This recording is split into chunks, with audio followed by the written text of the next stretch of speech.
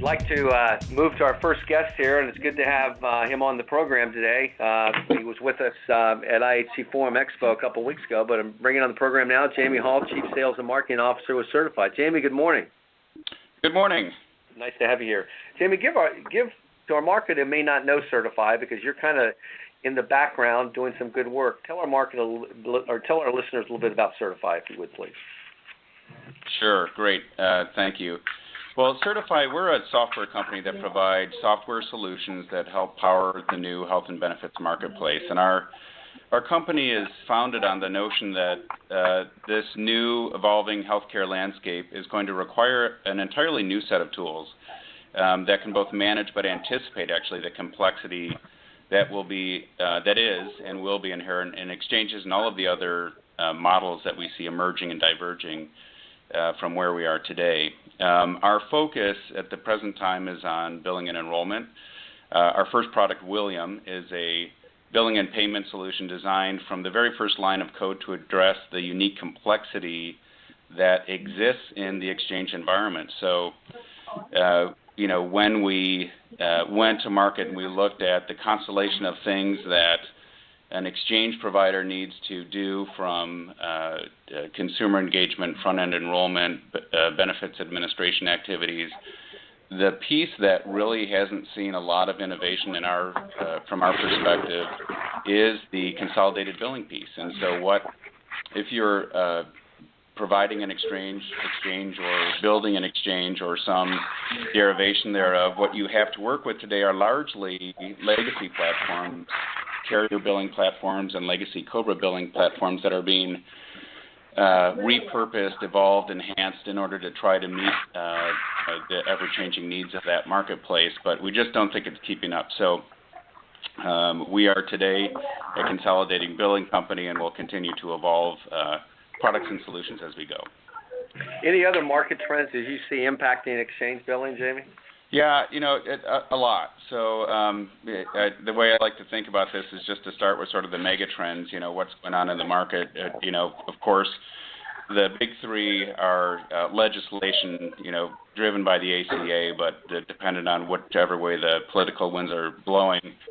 Technology, both advancement in technology, new things that enable new and better ways of processing transactions and things like that, but also technology adoption from consumers. So I, in my lifetime, never thought that I would see presidential candidates tweeting back and forth as a primary way of communicating. And then consumer expectations. So, I think that if you think about the difference between baby boomers' expectations and how things get done to millennials, a lot has changed there. So what this means for exchanges is that they're going to have to remain flexible to adapt to legislation, to adapt to all the changes, and they're going to have to be able to embrace and use the latest technology in order to remain competitive. So to your question, what that means for billing in an exchange scenario is that first, absolutely the need to be able to plug and play with an ever-increasing constellation of front-end applications. We see that exchanges are not only changing the front-end applications in order to provide a better consumer experience, but also using multiple front-ends, multiple enrollment systems or eligibility platforms. So to be able to keep that back-end billing tight is important, and to be able to adopt and interact with all of those front-end applications is important. I think the second is the ability to manage the complexity in the software. And what I mean by that is we actually use a finance accounting style structure that allows us to force balance every transaction that comes through our platform, making sure that both payables and receivables balance, and that essentially eliminates reconciliation. So as you deal as an exchange provider with complexity and trying to engage consumers and employers in your solution, what you can't have happen is to have massive reconciliation activities happening on the back end, because you're not managing each individual transaction in the software. So I think that getting the software right, being flexible, two of the major trends that are just going to become gating requirements for billing solutions in the future. That's great. Ron? Yeah, Jamie, it's good to talk to you. Our paths have crossed several times in our prior employment lifetimes out there. You've been a real leader in this industry. This technology that you're talking about, for a lot of our listeners, sort of seems like it's background stuff. It's stuff that they expect to have done already. So what are some of the unique problems that you're actually solving for your customers, and who are your customers? Are they exchanges? Are they large employers? Give us a little bit of an insight into the unique problems that this does that would resonate with our audience. Great. Thanks, Ron. And good to talk to you as well. As you know, a couple of answers to that question. As you know, I've spent a lot of my career on the consumer-facing side of healthcare technology. So I have a unique appreciation for how important these back-end systems are to getting the front-end consumer experience right. And I think that often what happens is organizations have one team working on the consumer experience and one team trying to figure out how to get the back office to work. They're actually two parts of one whole. And if the back office isn't working, the consumer experience starts to break down pretty quickly. So that just as a pretext to our customers are today well-known public and private exchanges. We also provide services for carriers and who do business in the individual markets and small employer on and off exchange. It's interesting that the types of organizations that are getting into this space are growing dramatically. We actually have been working with a number of organizations that are trying to provide solutions in the sharing economy. So you think about, and this is a great point about the complexity, you think about Uber drivers and Airbnb renters and TaskRabbit delivery folks who are essentially independent contractors but need to enroll in benefits, and then they have organizations that aren't their parents, but they do want to provide some sort of incentive or contribution towards their health care. Putting all of that together is incredibly complicated, and those are the types of things that we're working on. So our customers are really anybody who's trying to solve for complicated billing solutions in that space. Really quickly, specifically, the problems that we solve are, first and foremost, just deliver a more accurate consolidated bill.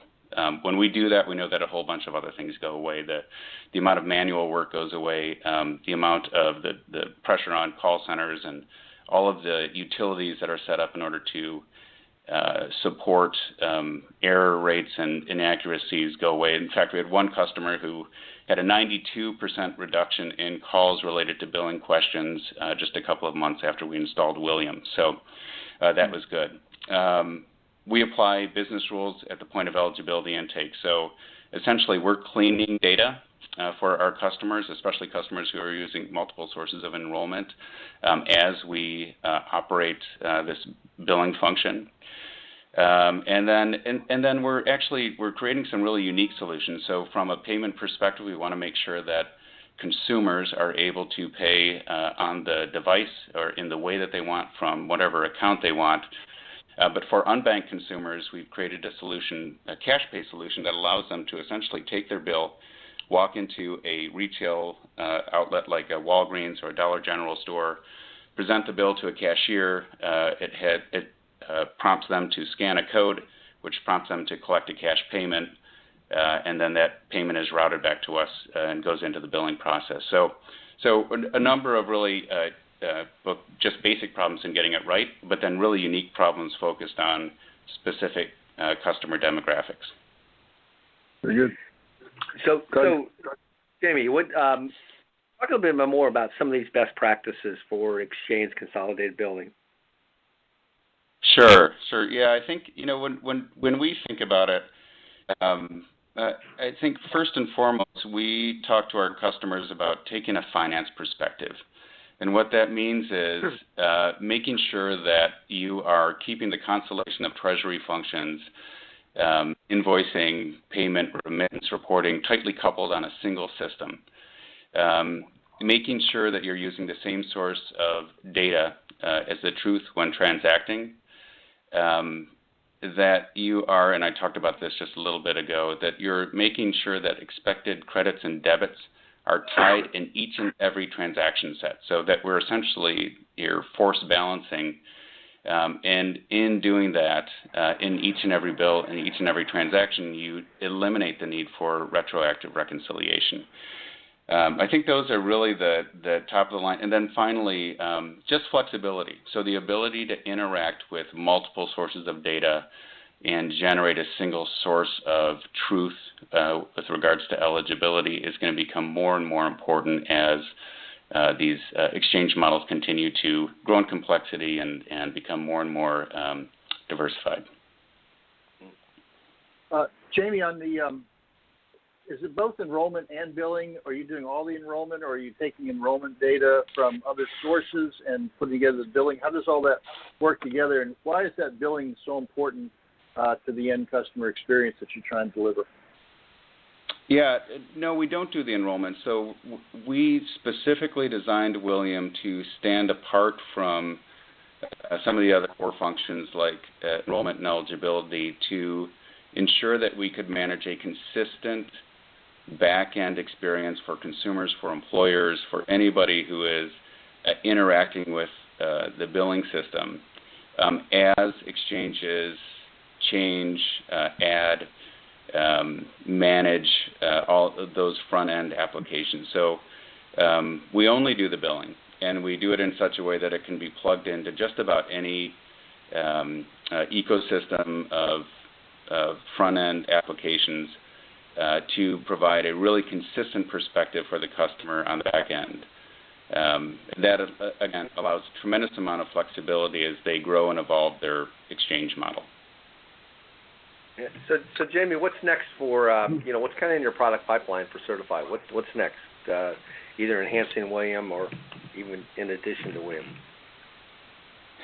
Well, I'll tell you, as the Chief Sales and Marketing Officer, our number one priority today is to make sure that we are helping as many customers as possible move to a new, better billing platform. But when you think about what we're doing, solving the billing problem in the software as opposed to taking snapshots and doing reconciliation on the front and back end, which is where most of the innovation is.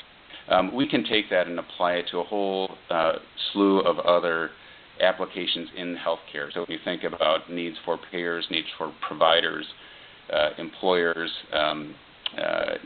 we will be evolving this into adjacent markets and use cases fairly quickly. We also have a number of really cool consumer-type products that we'll be coming out with and that we're kind of playing around with, but always helping people, helping customers manage transactions, managing finances at this point. That's great stuff. Jimmy, it's been great having you on the program. We've got about a minute or so to go, and I want to allow you to leave our audience with a couple key takeaways and then how they can get in touch with you. Sure. So first and foremost, I would say when you're looking at consolidated billing, take a finance perspective. Make sure that the billing system that you are building is built with good accounting principles in place, and make force balance functionality a gating requirement. The days of massive reconciliation and taking snapshots and trying to put all of that together, I think, should be behind us and need to be behind us if we're to enable the next round, the next iteration of exchanges. And then make flexibility a priority.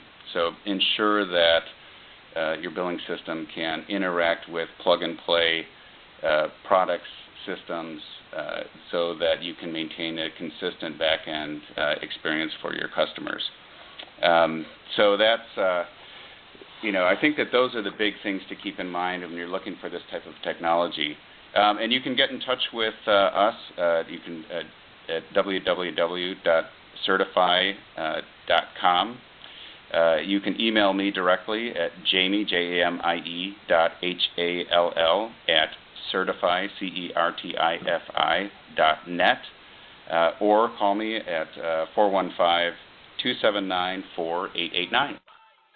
Jamie, thanks so much. Great to have you on the program. Look forward to catching up to you real soon. And say hello to Jay for me, please. Hey, Doug and Ron, thanks so much. Appreciate it. Look forward to talking to you guys again soon. Take care, Jamie. See you later.